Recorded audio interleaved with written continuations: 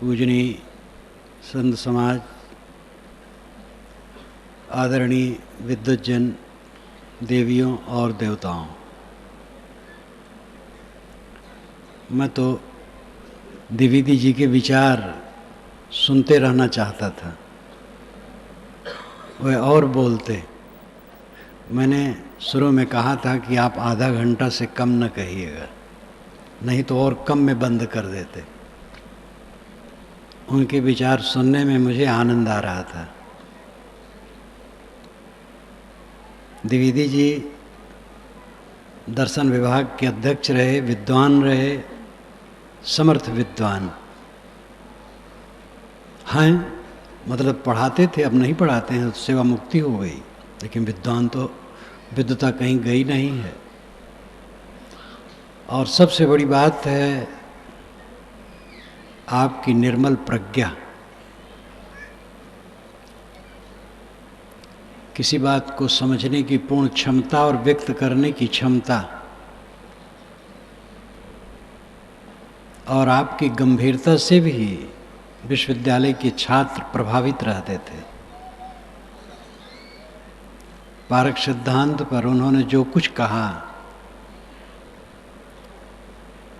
सब बिल्कुल जैसे हम लोग कहते हैं वैसे कहा। पारक सिद्धांत अनुवीक्षी विद्या पहले कहते थे। त्रयवार्ता दंड, अनुवीक्षिकी त्रयवार्ता दंड, ये चार विद्याएं कौटिल्य अर्थशास्त्र में शुरुआत में ही है। अनुवीक्षिकी, त्रयी, वार्ता और दंड। अनुवीक्षिकी ही पारक है, जिसमें सांख्य, योग और लोकायत कहा गया है। अनुवीक्षिकी विद्या में, अनुवीक्षिकी विद्या जिसमें परीक्षण हो, परख हो, वो सांख्य है, योग है और लोकायत है। और त्रयी है वैदिक कर्मकांड, वार्ता है व्यवसाय, दंड है राजनीति। लेकिन सबसे बड़ी विद्या, प्रथम विद्या अनुवीक्षिकी है। अनुवीक्षिकी ही पारक है। पारक कोई किसी का दिया हुआ नहीं है। पारक जीव का स्वरूप है। परख, ज्ञान, जीव में स्वयं परख है, ज्ञान है। लेकिन जब नकलीपन उस पर लद जाता है तो वो भटक जाता है। उसी नकलीपन को हटा देना शुद्ध पारक का विचार है।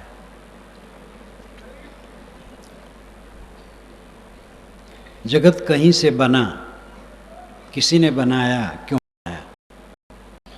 करुणा के बनाया तो जीव तो थे नहीं जो उसे करुणा करना था। कोई जीव हो, दुखी हो तो करुणा करेगा। सृष्टि ही नहीं थी तो किस पर करुणा किया? तो सृष्टि क्यों बनाया? कोई उत्तर नहीं है। सृष्टि है ही। जड़ और चेतन ये दोनों वस्तुएं नित्य हैं, जिसको प्रकृति और पुरुष सांख्य ने कहा है। स्व और पर, दृष्टा और दृश्य, साक्षी और साक्ष्य। चेतन ही दृष्टा है, साक्षी है। जड़ दृश्य है और साक्ष्य है। एक जानने वाला है, एक जानी हुई चीज है। दो हैं।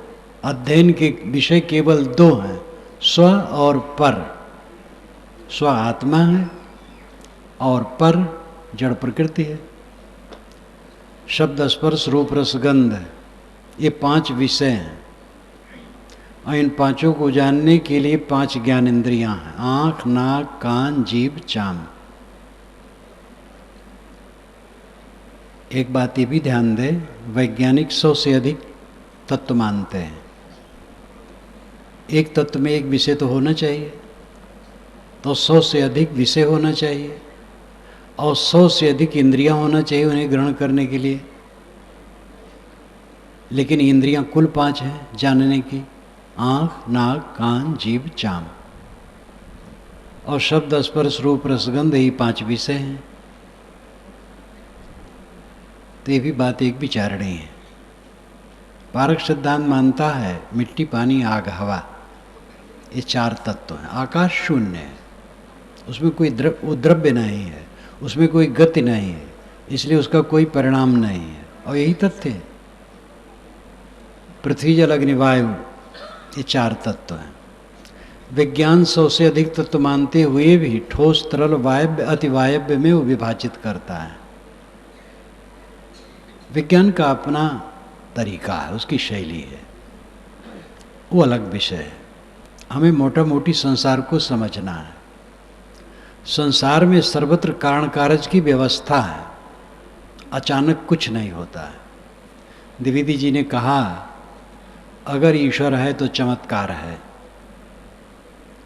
और फिर जो ईश्वर का भक्त है उसमें भी चमत्कार होने चाहिए। जो हम ईश्वर से सिद्ध हैं, ईश्वर हमारे ऊपर कृपा किया है और ईश्वर का साक्षात्कार हो गया है, तो हम भी चमत्कारी हैं। इसलिए परमात्मा तो चमत्कारी है ही है, महात्मा भी चमत्कारी हैं। एक महात्मा के शिष्य लोग यही कहते थे कि हमारे गुरु जी रात में उड़ते हैं। तो गांव वाले सोचे भाई महात्मा को रात में चल के देखना है कैसे उड़ते हैं। तो छिप करके झुरमुट में कई लोग गांव के खड़े हो गए। आधी रात को महात्मा निकले पेशाब के लिए, तो सोचे कि शायद अब उड़े। तो एक दूसरे ने कहा ध्यान रखो अभी उड़ने वाले हैं। तो महात्मा जी को आहट आई, कौन है भाई यहाँ? महाराज आपके गांव वाले हैं, यहाँ क्यों खड़े हो? आप रात में उड़ते हैं तो देखने आए हैं। बेटा मैं उड़ता नहीं हूँ, चेले उड़ाते हैं। सब मत के चेले उड़ाते हैं। और यही बात नहीं है, गुरु स्वयं भी उड़ाना चाहते हैं। एक गुरु बाबा जो कि 150, 200, 250 वर्ष लोग कहा करते थे इतने दिन के हैं, अब नहीं है, मर गए। तो एक ने पूछा महाराज कुछ लोग कहते हैं आप 200 वर्ष के हैं, तो कैसे है? उन्होंने कहा बच्चा आत्मा की कोई उम्र होती है? बांटिया दिए, अलग अपनी बात कह दिए। ये नहीं कहे नहीं बेटा मैं 85 वर्ष का हूँ, 90 वर्ष का हूँ। वो चाहते हैं कि हमारे लिए लोग बढ़ावें और हम मौन होकर स्वीकारें। अगर झूठ बोलने की प्रतियोगिता करनी हो तो धर्मात्माओं को बुला लो, ये धर्म मानने वालों को बुला लो। एक दूसरे से बढ़ बढ़ के झूठ कहेंगे। चमत्कार की जितनी बातें हैं 16 आने झूठ है। चाहे दुनिया के किसी महापुरुष के नाम में लगाए गए हो, इसलिए नाम लेने की जरूरत नहीं है। किसी महापुरुष के विषय में लगाया गया हो, सारा चमत्कार बिल्कुल झूठ है। चमत्कार हो ही नहीं सकता है। कबीर साहब ने कहा काहू के बचन ही फुरे, काहू करामाती, मान बढ़ाई ले रहे हिंदू तुर्क जाति, बात ब्योते आसमान की मुद्दत नियरानी, बहुत खुदी दिल राखते बूढ़े बिन पानी, कहें कबीर कासो कहो सकलो जग अंधा, सांचे सो भागा फिरे झूठे के बंदा। कोई चमत्कार दिखा रहा है, किसी की वाचा सिद्धि है, कोई आकाश में उड़ रहा है। साहिब ने कहा आसन उड़ाए कौन बढ़ाई, जैसे कौआ चिल में डराई। आसन उड़ाने से क्या विशेषता हुई? कौआ चील भी आकाश में उड़ते रहते हैं। अब आसन भी ऐसा उड़ता नहीं है। दुनिया में कारण कारज की अटूट व्यवस्था है, उसी के तहत सब कुछ होता है। कहते हैं ईश्वर चाहे तो सूरज पर कमल खिला दे और कमल पर सूरज खिला दे, क्योंकि सर्व समर्थ है। और सर्व समर्थ है तो ऐसा कर सकता है, तो करके दिखाए। तो कौन करके दिखाए? एक ने कहा मेरा ऊंट 1 घंटा में 60 कोस चलता है। तो कहीं चला के दिखाओ। कहीं जब उसका मन होगा तब चलेगा।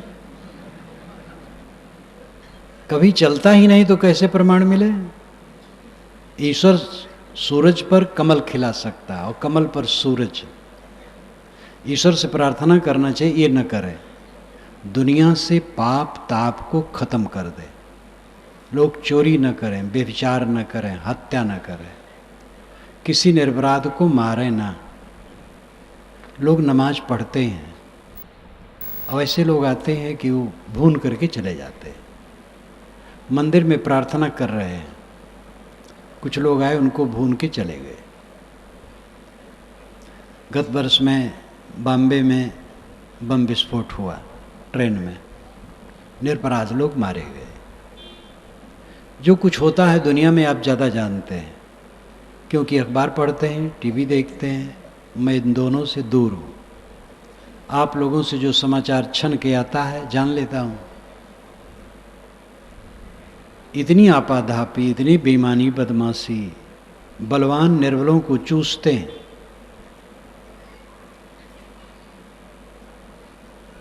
ईश्वर से प्रार्थना करना चाहिए इसको खत्म करवा दे बस।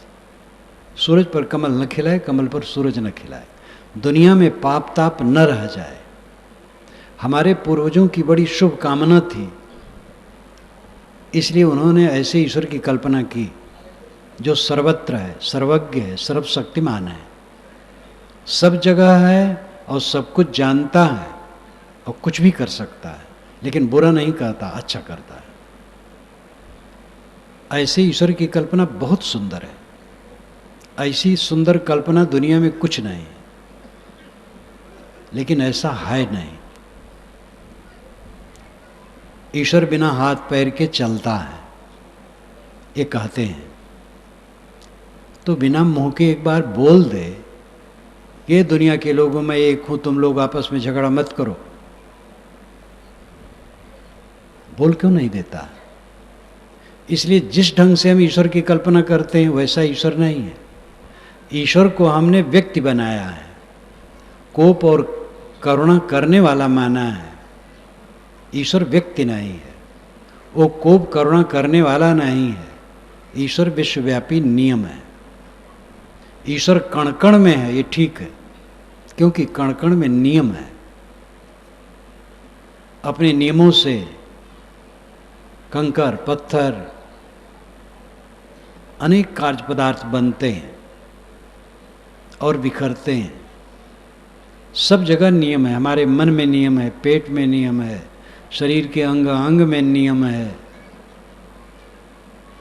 3 रोटी खाने से अगर पेट ठीक रहता है तो 4 खाने से गड़बड़ होगा। पेट का नियम दंड देगा। अगर हम कट बोलेंगे, चुगली करेंगे, निंदा करेंगे, बुराई करेंगे, काम क्रोध लोभ मोह में उलझेंगे तो मन जलेगा। ये मन का नियम है, सर्वत्र व्याप्त है। वो नियम ईश्वर है, उसमें करुणा और कोप नहीं है।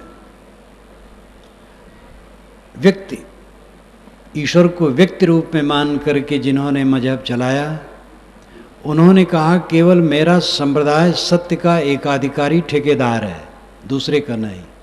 स्वर्ग और मोक्ष मिलेगा तो केवल मेरे मत में, दूसरे में नहीं।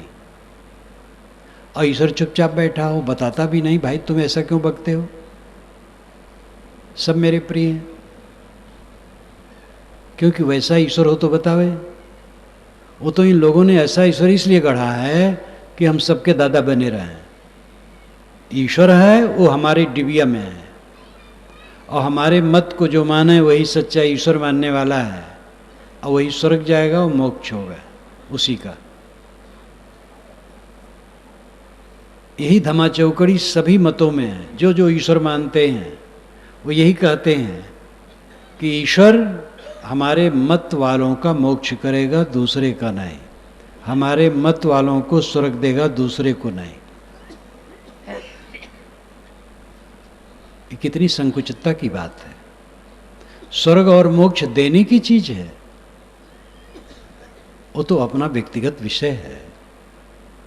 अगर आदमी का मन निर्मल है तो स्वर्ग है, अपने में लौट आना स्वर्ग है। विकुंठ कुंठा रहित हो जाना, कॉम्प्लेक्स फ्री, वैकुंठ है। मोह का क्षय हो जाना मोक्ष है। ये अपने करने से होगा। अपने अंदर में हमने स्वयं झाड़ झंखार तैयार किया है, विष इकट्ठा किया है, और उसी में उलझ उलझ कर, उसी में जल जल कर हम मरते हैं। भगवान की माया नचा रही है। भगवान तो शुद्ध है, वो जगत कैसे बनाया? माया से। माया के द्वारा जगत एक बार बना लिया, अब माया बैठी क्या करे? तो उस माया को ईश्वर ने जीवों पर दौड़ा दिया, इनको भटकाओ। तो कहते हैं ईश्वर की माया सबको भटका रहे हैं। ईश्वर जब दयालु है तो उसकी माया भटकाएगी, वो माया क्यों रखेगा? सज्जन आदमी कटही कुतिया नहीं जिलाता है कि सबको दौड़ा दौड़ा के कटाते रहे। अगर कोई व्यक्ति कटही कुतिया पाले है और सब पर दौड़ा दौड़ा के कटवाता है तो सज्जन तो नहीं है। अगर ईश्वर माया पाले है जो कटही है और सब पर दौड़ाता है तो ईश्वर तो सही नहीं हुआ। लोग यही कहते हैं भगवान की माया नचा रहे। एक जगह मेरा कार्यक्रम था तो एक बुजुर्ग मिले, जब मैं प्रवचन से उठ करके घूमने चला। मैंने कहा आप सत्संग में नहीं थे? कहे महाराज क्या करूं, भगवान ने ऐसी माया डाली है कि परेशान हो। तो मैंने कहा भगवान से हटो फिर। तो हंसने लगे। बिना सोचे विचारे लोग भगवान का दुरुपयोग करते हैं। भगवान की माया सबको नचा रही है तो भगवान अच्छा कहाँ हुआ? आपकी माया आपको नचा रही है। आप शराब पीते हैं, भगवान पिलाता है कि आप पीते हैं? एक लड़के ने किसी लड़के से मोह कर लिया तो भगवान ने करवाया? ये उसकी माया है। भगवान की माया हमें नहीं नचा रही, अपनी माया नचा रही। कुछ लोग कहते हैं, कुछ लोग क्या है तो पुस्तकों में भी लिखा है, दोनों प्रकार से लिखा है कि जो कुछ करते हैं हम करते हैं, अपना कर्म फल भोगना होगा। अब ऐसा भी लिखा है कि जो कुछ करवाता है ईश्वर करवाता है। ईश्वर की इच्छा के बिना तृण नहीं हिलता है। तो जितनी अच्छाइयाँ दुनिया में होती है तो समझ में आती हैं कि ईश्वर करवाता है, और जितनी बुराइयाँ होती वो, इसका उत्तर क्या है? बिना सोचे विचारे लोग सब कुछ ईश्वर पर थोपते जाते हैं। ईश्वर विश्वव्यापी नियम है और नियम में न कोप है न कृपा है। कंप्यूटर की तरह है, जैसा हम करें हमारे सामने फल उठा करके रख देता है। इसलिए अपने कर्मों को सुधारो, इसमें मेहनत है। और अगर हम व्यक्ति ईश्वर की कल्पना करते हैं कि ईश्वर एक व्यक्ति है और कृपा करता है, कोप करता है, तो उसको हम मनावें, प्रार्थना करें, लड्डू चढ़ावें, तो हमारे पापों को काट देगा और बिना परिश्रम और साधना के हमें मुक्ति दे देगा। खुश कर लो ईश्वर को, बस काम सब हो जाएगा। लेकिन ऐसा होने वाला नहीं है। जो हम करेंगे भरेंगे। कोई ऐसा ईश्वर नहीं है कि जो लड्डू देने से हमारे पाप को काट दे। चोर चोरी करता है, डाका डालता है, बड़े बड़े गबन करने वाले नेता और कितने लोग हैं, तो देव मंदिर में जाके वो प्रार्थना करते हैं, लड्डू चढ़ा देते हैं और रोते हैं, भगवान क्षमा करो। भगवान कमीशन पा गया, क्षमा कर दिया। लेकिन क्या क्षमा मांगने का ही तरीका है? खेत जोते निरहू का, लगान दे गुरहू को। जिसके यहाँ आपने चोरी की है उससे क्षमा मांगे, माल लौटा दें। आप कहें कि मुझसे गलती हुई, मैं आपका माल लौटा देता हूँ, मैंने चोरी की है, वो तो खुश हो जाएगा। इनाम देना चाहेगा। लेकिन हम लाखों का गबन, करोड़ों का गबन करते हैं और भगवान से क्षमा मांग लेते हैं। ये क्षमा मांगने की तरह का तरीका बहुत बढ़िया है। नियम क्षमा नहीं करता है, इसलिए नियम ईश्वर में हमारी श्रद्धा नहीं है। जो खुशामद पसंद है ऐसे ईश्वर से हमें श्रद्धा है। जो लड्डू पाने से खुश हो जाता है ऐसे ईश्वर से हम प्रेम करते हैं। और जो खुश नहीं होता है, नाखुश नहीं होता है, किंतु जैसे हम करते वैसे फल देता है, ऐसे ईश्वर से हम सरोकार नहीं रखना चाहते। लेकिन उसी ईश्वर से सरोकार सबका सब समय है, वो छूट नहीं सकता है। वो है नियम। महात्मा भी जब ज़्यादा भोजन करेंगे तो पेट खराब हो जाएगा। साधारण आदमी ज़्यादा भोजन करेगा उसका भी पेट खराब हो जाएगा। कोई भी चोरी करे, हत्या करे, पकड़ा जाएगा, जेल में जाएगा। कर्म फल भोग सबके सामने है। व्यक्ति ईश्वर की कल्पना ने कर्म सिद्धांत को ढीला कर दिया है।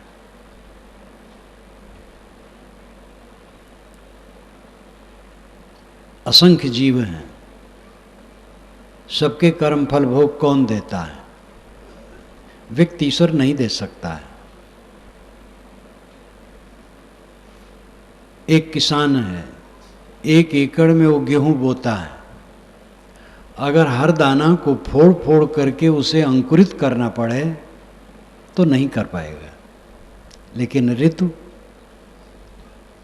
नमी, गर्मी, खाद पानी सब कुछ उत्तम योग्यता पा करके करोड़ों एकड़ के बीज एक साथ उग जाएंगे। नियम में ये बल है व्यापक काम करने का, और व्यक्ति में ये बल नहीं है। अगर ईश्वर व्यक्ति है, कर्मफल भोग दे नहीं सकता है। असंख्य जीव हैं और असंख्य जीव क्षण क्षण जन्मते मरते हैं। उनका कर्मफल भोग वो कैसे दे पाएगा? एक टिकट काटने वाला स्टेशन मास्टर है, टिकट बाबू है। वो टिकट काटता एक एक का काटेगा, क्रमशः काटेगा। व्यक्ति का लक्षण होता है सोचना, सोच करके निर्णय लेना और काम करना। व्यक्ति ईश्वर है तो क्रमशः कर्म फल भोग देगा, तो कैसे दे पाएगा? लेकिन नियम ईश्वर में क्रम की जरूरत नहीं है, वो व्यापक है। असंख्य जीवों का कर्म फल भोग एक साथ हो सकता है। और इसके विषय में सांख्य, मीमांसा, न्याय, वैशेषिक इन्होंने पहले भी कहा है कर्म फल भोग के विषय में। उसके नियम हैं। आगे चल करके जैसे द्विवेदी जी ने बताया कि वेदांत और वैष्णव इन दोनों लोगों ने, दोनों संप्रदायों ने व्यक्ति ईश्वर की कल्पना बहुत बढ़ा दी।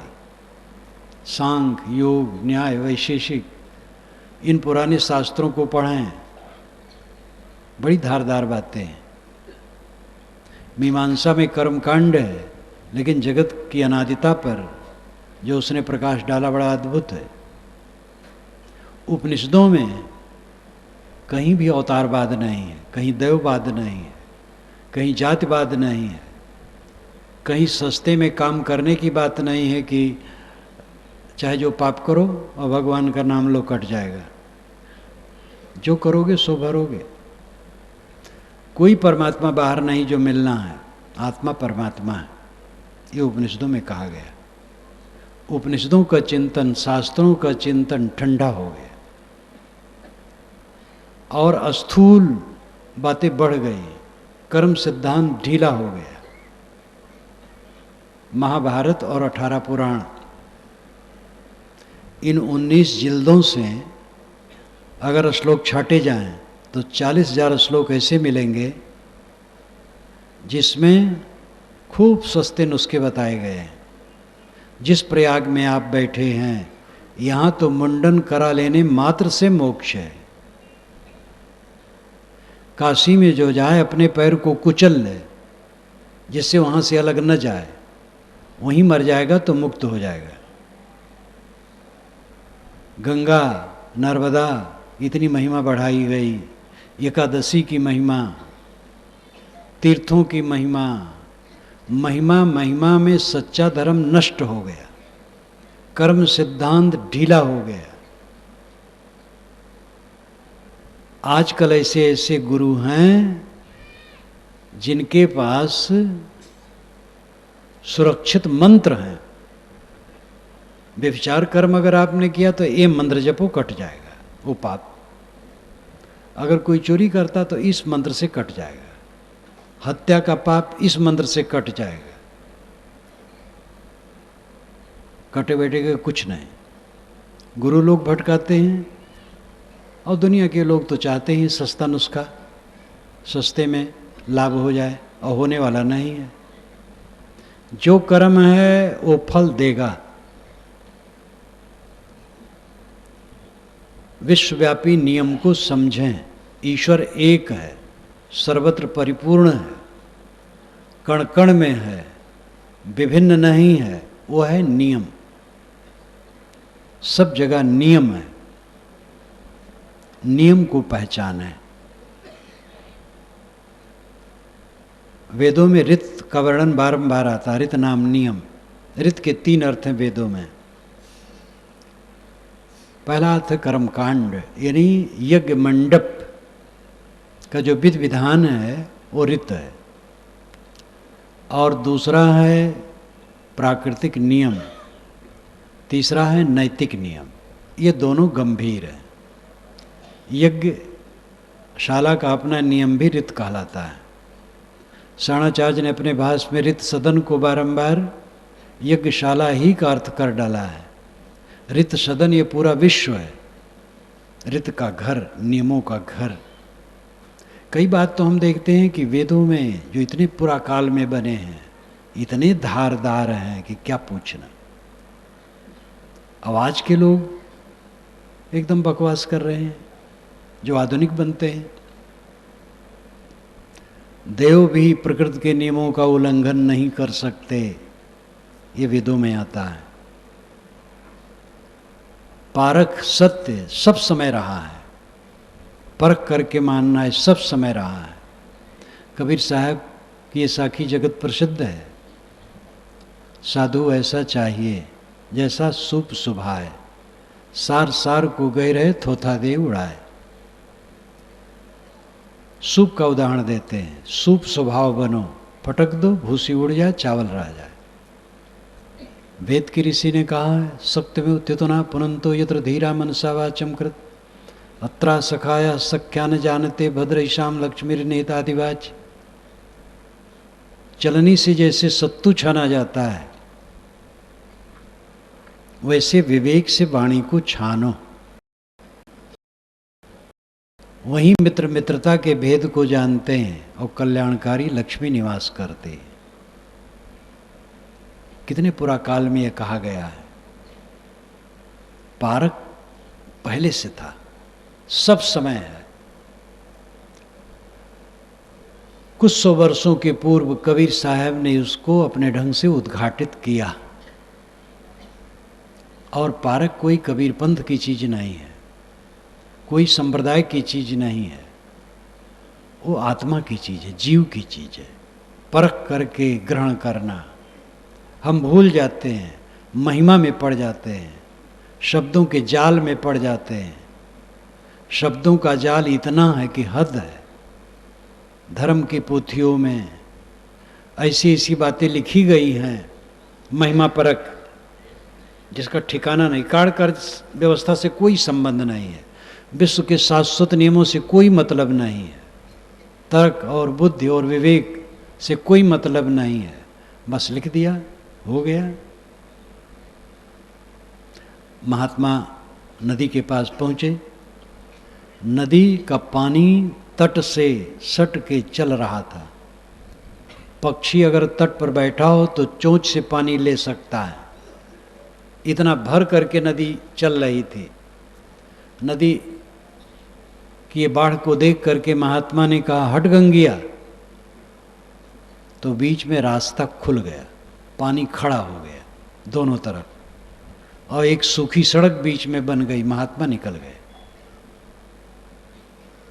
यह महात्मा ने पैर पटका और वहां नदी बहने लग गई।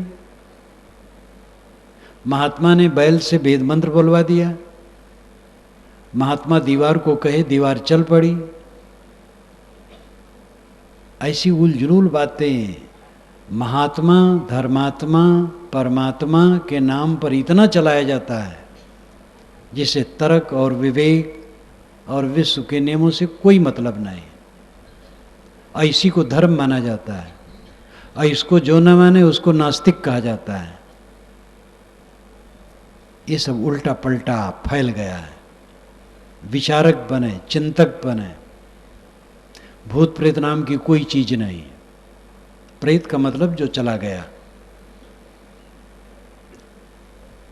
झाड़ फूक बिल्कुल बेकार है। अंग फड़कने से कोई हानि लाभ नहीं होता है, चाहे जो अंग फड़ के चिंता रहित रहो। छूछा घड़ा भरा घड़ा देखने से कोई हानि लाभ नहीं है। दिशा शूल नाम की कोई चीज नहीं है। कोई ग्रह नहीं जो आपके ऊपर टेढ़ा हो। काशी में एक तथाकथित पंडित एक युवक को पकड़े गंगा के तट पर, कहे तुम्हें ग्रह लगा है, ग्रह टेढ़ा है, पूजा करवा लो, शांत हो जाएगा। कहे महाराज कितना लगेगा? कहे 100 रुपये। कहे महाराज नहीं कर पाऊंगा। तो कहे 50 में कर दूंगा। फिर वो नकारता गया। 10 में आए, 5 में आए।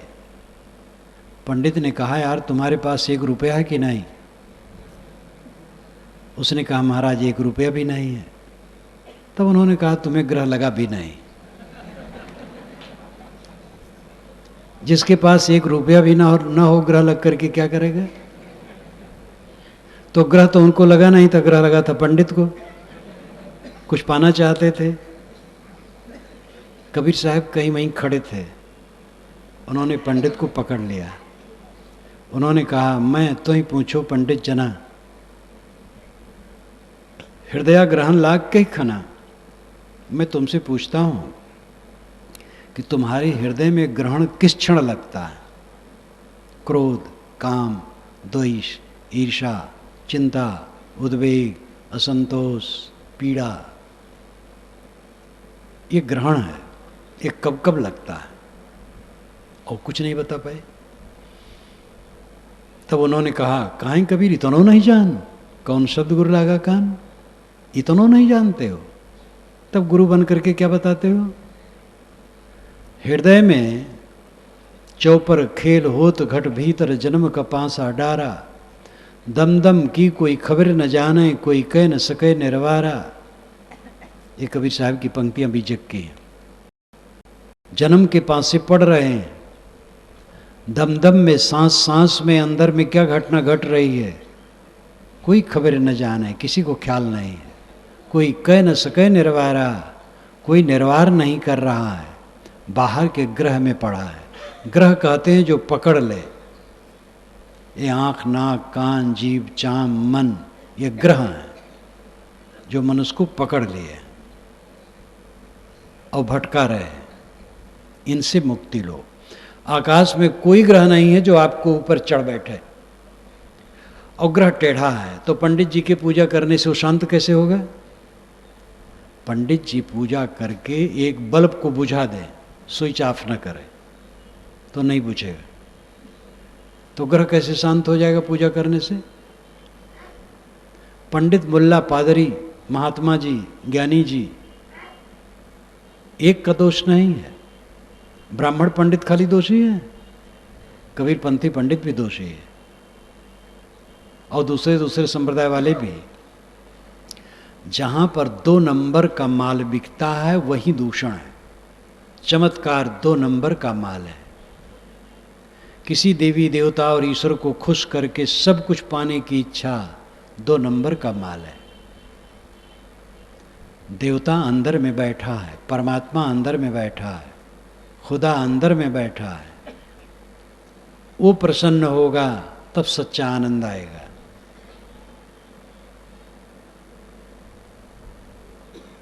सबके अंदर में जो बैठा है वो परमात्मा है, और उसकी प्रसन्नता चित्त की निर्मलता से संभव है। ये काम करने की जरूरत है।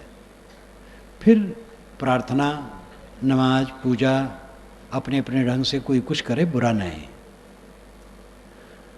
सब एक ढंग के पात्र नहीं होते हैं, उत्तम मध्यम कनिष्ठ संस्कार के होते हैं। तो अपने ढंग से कोई पूजा पाठ करता है, नमाज पढ़ता है, कीर्तन करता है, अच्छा करता है, थोड़ा मनोरंजन है, सात्विक मनोरंजन है। लेकिन ये देखना चाहिए कि फल क्या हो रहा है। क्रोध घटा है, काम घटा है, लोभ घटा है, तृष्णा घटी है। अगर ये सब नहीं घटे हैं तो भजन नहीं हो रहा है। चित्त की शुद्धि होना भजन का फल है। ये असली भजन है।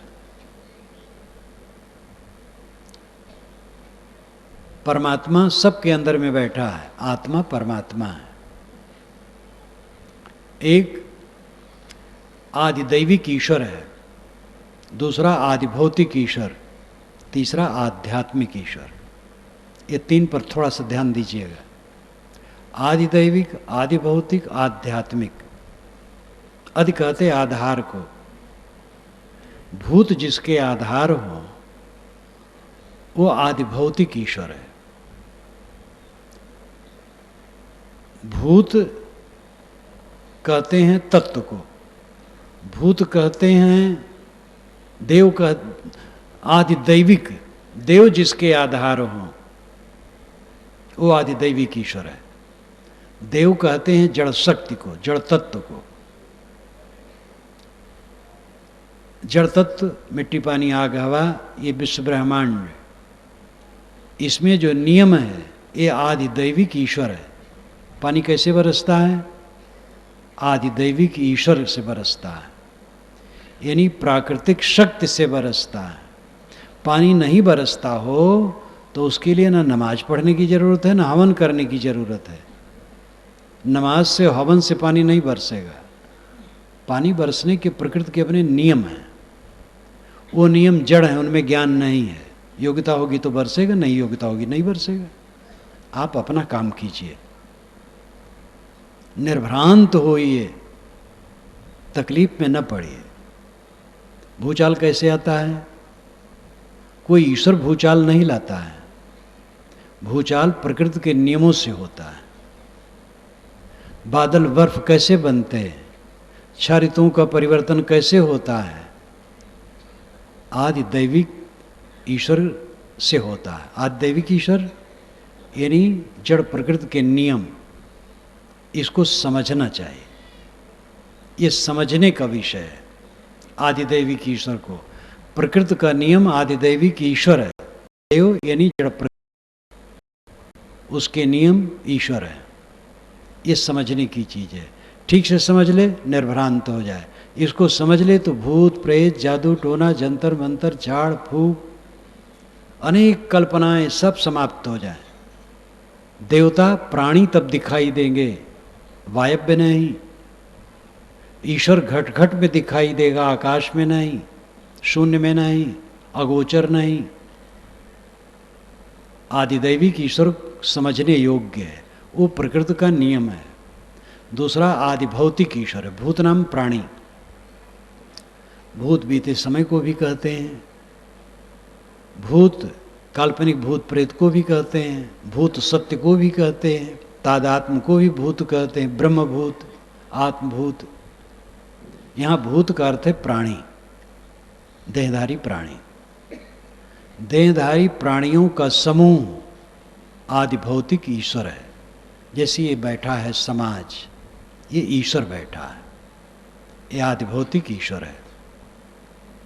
भूत संबंधी ईश्वर है, प्राणी संबंधी ईश्वर है। इसकी सेवा करनी चाहिए। आदि दैविक ईश्वर की सेवा करने की जरूरत नहीं है। सूरज को नमस्कार करने से कोई फल नहीं, वो उत्तर नहीं दे सकता है। पवन की वंदना करने से कोई मतलब नहीं। जोर से हवा चल रही है, कितनों वंदना करो रुकेगी नहीं, वो गति होगी। आग लग गई, अग्नि देवता की आप पूजा करने लगे तो बुझेगी नहीं। पानी डालो, धूल डालो। प्राकृतिक शक्ति जो है आदिदैविक ईश्वर, वो पूजा का विषय नहीं है, ज्ञान का विषय है। जान लो, निर्भ्रांत हो जाओ, वैज्ञानिक दृष्टि अपना लो, कारण कार्य व्यवस्था का बोध हो जाए। और आदिभौतिक ईश्वर जो प्राणियों का समूह है, ये सेव्य है, सेवा करो। ये देखो परमात्मा बैठा है, दुकानदार को चाहिए समझे जितने ग्राहक आए हैं सब देवी देवता हैं। अफसर, क्लर्क ऑफिस में जो बैठे हैं वो ये सोचें जितने ग्राहक काम कराने आते हैं देवी देवता भगवान भगवती हैं, उनसे घूस न मांगें, उनको तकलीफ न दें। जितने कार्य क्षेत्र हैं वो सब पूजा की जगहें हैं। जो कुछ करो सो पूजा, साहब कहते हैं। मैं जो करता हूँ पूजा है। जीवन इतना पवित्र बन जाए, प्राणी प्राणी परमात्मा है। ऋग्वेद के पुरुष सूक्त में इसकी चर्चा बहुत पुरानी है। सहस्रीर्षा पुरुषा सहस्राक्ष सहस्त्रपात सभूमि विश्वतो वृत्तात् तिष्ठत् दशांगुलम। उसके हजारों हाथ पैर श्रीग्रीवा हैं, भूमि में सब तरफ से घेर के 10 अंगुल के ऊपर बैठा है। सहस्रीर्षा पुरुषा सहस्राक्ष सहस्त्रपात, उस पुरुष के हाथ पैर आंख इत्यादि हजारों हैं। स वह भूमिम जमीन पर, विश्वतो सब तरफ से, वृत्त घेर कर, अतितिष्ठति ऊपर बैठा है, दशांगुलम नाभ से नापने पर 10 अंगुल पर ऊपर हृदय है। सगुण निर्गुण दोनों का इसमें निर्वाह है। पूरे भूमंडल पर जितने प्राणी हैं ये भगवान के सब हाथ पैर हैं। ये सगुण उपासना है। प्राणियों को भगवान भगवती समझ करके उन पर दया करो, करुणा करो, किसी को धोखा न दो। और दशांगुलम 10 अंगुल के ऊपर बैठा है हृदय में, वो उपासनीय है, मननीय, चिंतनीय, समाधि में जाने की जरूरत है। समाधि में जा करके उसमें स्थित होती है। तो आदिभौतिक ईश्वर ये प्राणियों का समूह है। भूतनाम प्राणी, प्राणियों का समुच्चय सगुण परमात्मा है। कबीर साहब ने कहा, सरगुण की कर सेवा, निर्गुण का कर ज्ञान। सरगुण निर्गुण से परे तहाँ हमारा ध्यान। सगुण की सेवा करो, निर्गुण का ज्ञान करो, और ध्यान दोनों से ऊपर है। ये जो प्राणी हैं ये सगुण भगवान है, इनकी सेवा करो। सबकी सेवा तो नहीं कर सकते, लेकिन किसी को तकलीफ न दो तो सबकी सेवा हो जाएगी। शोषण बंद हो जाए तो दान करने की जरूरत नहीं है, लेकिन शोषण इतना है कि हद है। वृद्ध है, मेरी उम्र के हैं, आए रहे कई दिन, कहे महाराज सांप्रदायिक का जो विषाक्त वातावरण है ये मुझे बुरा लगता है। और जो गैपिंग है मनुष्यों में, एक की आमदनी कितनी और एक को खाने का ठिकाना नहीं, ये बहुत तकलीफ देती है। और ये क्यों है? क्योंकि एक तरफ पूंजी जमा करने की चेष्टा है। उन्होंने कहा, महाराज मेरा एक भतीजा 8 लाख रुपया महीना तनख्वाह पाता है और एक भतीजा 5,000 रुपया महीने पर काम करता है। उन्होंने कहा 2,000 पर भी लोग काम करते हैं महीने में। मनमोहन सिंह ने कहा भी पूंजीपतियों से कि गैपिंग कम करो, ये अंतर कम करो। पूंजीपतियों ने नहीं माना। हम ठगना छोड़ दें, शोषण करना छोड़ दें, समता का बर्ताव यथासंभव करें तो सेवा हो गई। इन प्राणियों को परमात्मा समझो, भगवान भगवती समझो। ये आदिभौतिक ईश्वर आदरणीय हैं, सेव्य हैं, इनका आदर करो। अंतिम में है आध्यात्मिक ईश्वर, जो आत्मा संबंधी हो, आध्यात्मिक है। इंद्रिय मन अंतःकरण या आत्मा संबंधित बहुत निकट है, इसलिए पूरा व्यक्तित्व मनुष्य का जो होता है वो अध्यात्म कहलाता है। मूल उसमें आत्मा है। आत्मा जो अपना स्वरूप है, अस्तित्व है, वो स्थित का विषय है, स्वरूप में स्थित।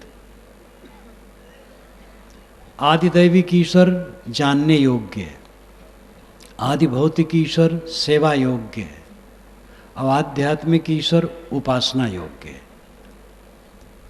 प्रकृति के नियमों को समझें, सब जगह ईश्वर और देवता को बैठा करके विवेक को खो न दें। पानी ईश्वर बरसाता है तो कहीं ज़्यादा सड़ा देता है, कहीं सूखा देता है, क्यों? कोई उत्तर नहीं। हर जगह ईश्वर ला करके रख देते हैं। पानी बरसने के कारण जड़ के नियम है, नियम में योग्यता हो गई बरस रहा है, नहीं योग्यता हुई नहीं बरस रहा है, उसमें ज्ञान नहीं है, नियम है। आग लग गई, आग को कोई ज्ञान नहीं। मंदिर जले चाहे मस्जिद जले चाहे सामान्य घर जले, एक मंदिर में सब जल गया लेकिन उनकी पोथी नहीं जली। उन्होंने कहा देखो मेरी पोथी में ये बल है कि सब जला लेकिन पोथी नहीं जली। तो मैंने कहा लकड़ी पर पोथी रख करके अब आग लगा दी जाए और न जले, आंखों से देखा जाए तब पता लग जाएगा। तो मुस्कुराने लगे,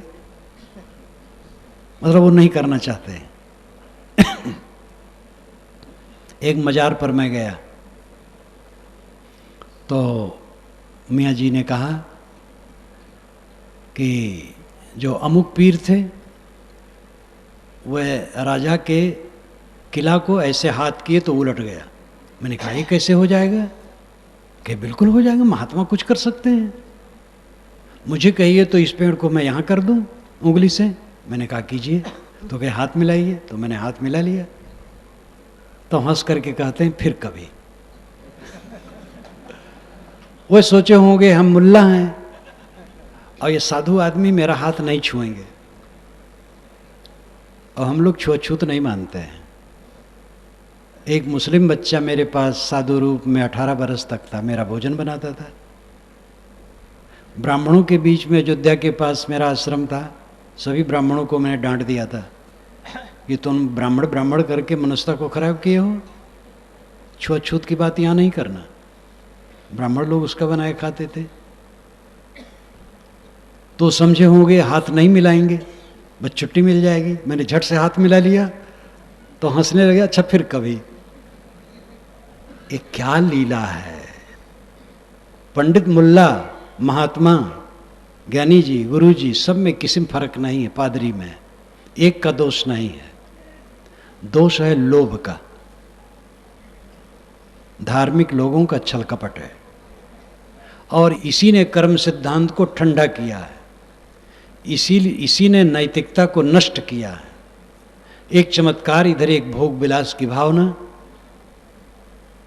और भोग विलास की भावना होने से चमत्कार ज्यादा जोड़ा जाता है।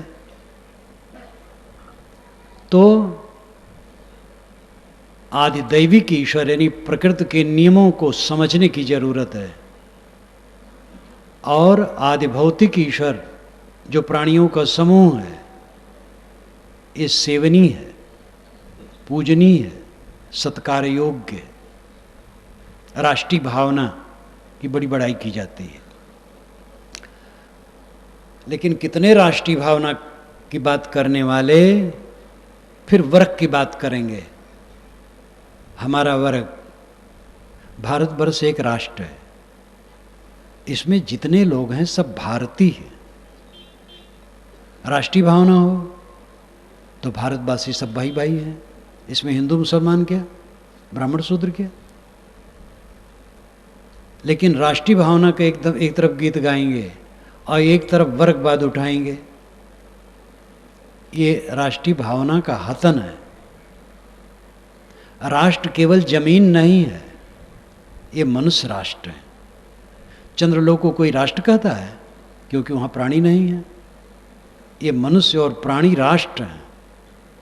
इसलिए हमारे राष्ट्र में जितने सदस्य हैं और जितने प्राणी हैं, उन सब के प्रति दयामया और समता का व्यवहार करना राष्ट्रीयता है। कबीर साहब को यही तो खला था कि मानव मानव के बीच में भेद डाला जाता है। इधर जाति भावना, उधर सांप्रदायिक भावना, हर तरफ मानवता का हतन। आध्यात्मिक ईश्वर उपासनीय है, आध्यात्मिक ईश्वर आत्मा है, आपका अस्तित्व। जीवन में हमें चाहे जो कुछ मिल जाए रहेगा नहीं। कबीर साहब की वाणी में वैराग्य भरा हुआ है। क्यों? हम राग से पाप करते हैं, भ्रांत है। जो उपलब्धि है लगता है ऐसे रोज रहेगी। न जवानी नित्य है, न पद नित्य है, न धन नित्य है, कोई भी संयोग नित्य नहीं है। जो औपाधिक है वो स्थिर कहाँ है? जो नकली है, जो संबंधित है, जुड़ा है, वो टूटेगा। इस संसार में मेरा एक कण नहीं है, मेरा आत्मा ही परमात्मा है, मेरा आत्मा ही परम धन है। अपने मन को सबसे लौटा लेना, अंतर्मुख हो जाना। मन मस्त हुआ फिर क्यों बोले? हीरा पायो गांठ गठिया बार बार वाकों क्यों खोले? हल्की थी तब चढ़ी तराजू पूर्व भया तब क्यों तोले? सुरत कलारी भई मतवारी मदवा पी गई बिन तोले। हंसा पायो मान सरोवर ताल तलैया क्यों डोले? तेरा साहेब है घट भीतर बाहर नैना क्यों खोले? कहत कबीर सुनो भाई साधो, साहेब मिल गए तिल बोले। साहेब परमात्मा अल्लाह खुदा बाहर नहीं है, सबके अंदर में बैठा है। जो बोल रहा है वही है।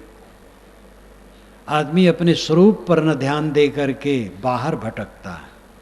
प्रत्यक्ष परोक्ष अपरोक्ष तीन विषय, इंद्रियों से प्रतीतमान जगत ये प्रत्यक्ष है, और मन की जितनी अवधारणाएं हैं वो परोक्ष हैं। ये दोनों के अंत पर अपरोक्ष बोध होता है। इंद्रियां जहां शांत हो जाए, मन शांत हो जाए, तो स्वयं अपरोक्ष आत्म अस्तित्व है। पांचों ज्ञान इंद्रियों से आप जो जानते हो देखते हैं वो सब प्रत्यक्ष है। शब्द स्पर्श रूप रसगंध ये आपकी इंद्रियों के सामने प्रत्यक्ष है।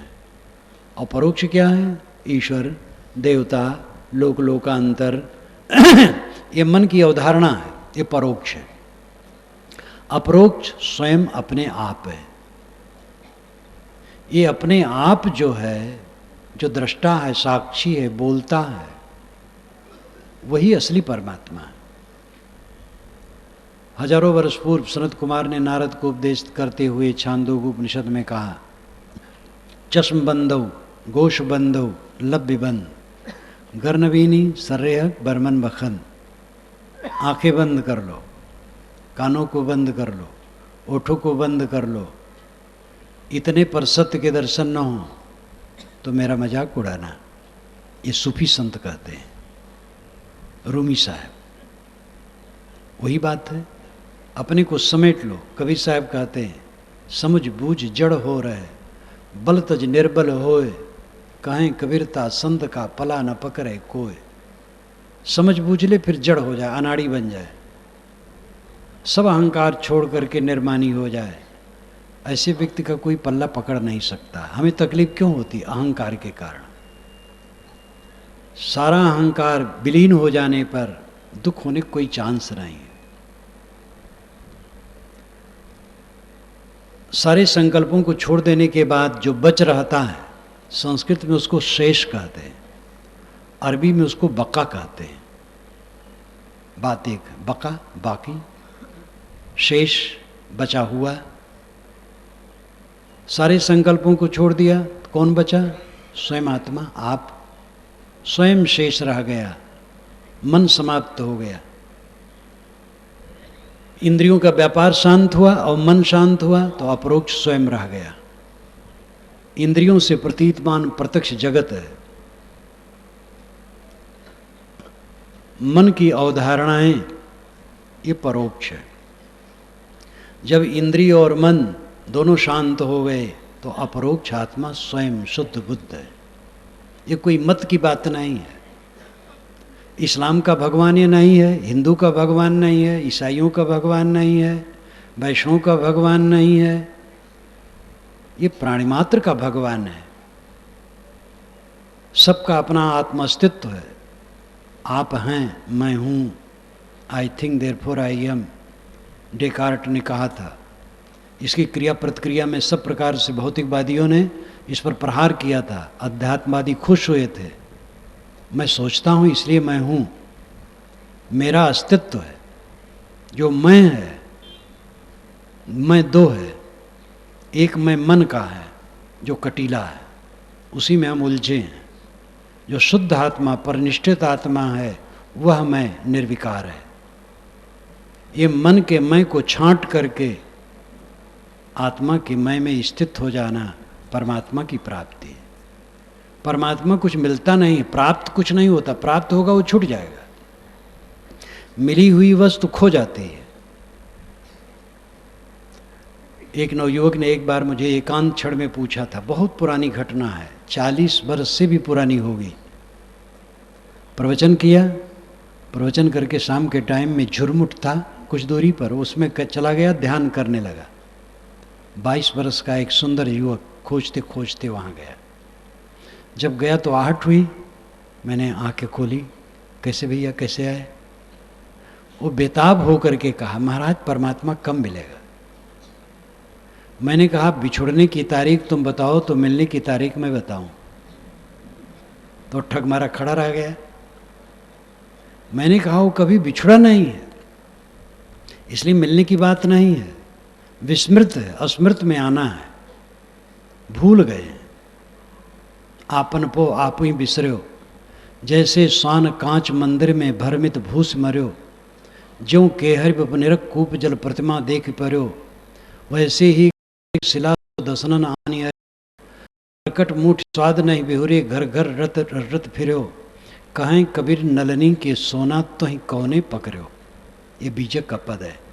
आपन पो आप ही बिसरो। हम अपने अस्तित्व को स्वयं भूल गए। अपनी तरफ ध्यान दे। हमारा ध्यान ये चकर मकर में है, इसलिए हरदम पीड़ित है। ये चक्कर मकर छूटना है। किसी का रहा नहीं है, किसी का रहेगा नहीं। अपने मन में वैराग्य लाओ, अनासक्ति लाओ। हजरत मोहम्मद ने हदीस में कहा है कि जो दुनिया से उदास रहता हो और कम बोलता हो, उसके पास बैठो, तुम्हें रोशनी मिलेगी। ये बात बाइबल में, कुरान में, वेद में सब जगह है। कहते हैं वेद में वैराग्य नहीं है, और वेद में मनुष्य को बारंबार मर्त्य कहा गया है, जानवर को नहीं। जहाँ कहीं वेद में मर्त्य शब्द आएगा तो मनुष्य अर्थ होगा। जानवर को मर्त्य कहे तो जानवर तो समझेगा नहीं, इसलिए ऋषियों ने मनुष्य को मर्त्य कहा, जिससे वो समझे कि वो मरने वाला है, जरा होश में आए।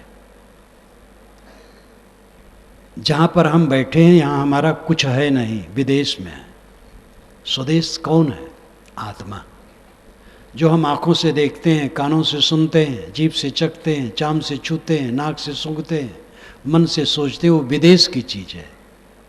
स्वदेश आत्मा है। जब पांचों ज्ञानेंद्रियां विश्राम पा गईं और मन शांत हो गया, तब स्वदेश मिलता है। वो अमर देश है। अमरपुर लई चलो मोर सजना, ये बचपन में माताओं से मैं सुनता था। तो अमरपुर कोई बाहर नहीं है, आपका आत्मा अमर है। बाहर से लौट आओ, अपने अमर धाम में पहुंच जाओ। कबीर साहब के विचार और पारक सिद्धांत, कबीर का विचार नहीं है, विश्व सत्ता की चीज है, अनादि अनंत है। विचारक सब समय विचारे हैं। कबीर सबसे निष्पक्ष थे, इसलिए वो कह सके। जो जो निष्पक्ष रहा, जितने अंश में उतने अंश में कहा, और जहाँ जहाँ पक्ष पड़ा वो सट गए। कबीर सब तरफ से निष्पक्ष थे, इसलिए कह सके आप भी कबीर होइए। सब व्यक्ति कबीर हों, सबको निष्पक्ष होना चाहिए, निर्भ्रांत दृष्टि अपनानी चाहिए, गतानुगतिका में चल करके भेड़िया धसान में नहीं पड़ना चाहिए, विचारक बनो, चिंतक बनो। और इसके लिए कबीर वाणी बहुत बढ़िया आधार है। मनन करें, चिंतन करें, अपने को समझें, सच्चे ईश्वर को समझें। प्राकृतिक नियम प्रकृति के ईश्वर हैं और प्राणियों का समूह ये सगुण भगवान, प्राणियों के प्रति आदर करो। और अपना आत्मा परम परमात्मा है जो उपासनीय है। मन को समेट करके आत्मलीन होने का रोज काम करो, इसी में परमानंद है। और इसी स्थिति में पहुंच करके मृत्यु के समय में भय नहीं होगा। आज भी सुखी रहेंगे, आगे भी सुखी रहेंगे। मैं अपनी वाणी को विराम देता हूँ। बोलिए सद्गुरु कबीर साहेब की जय।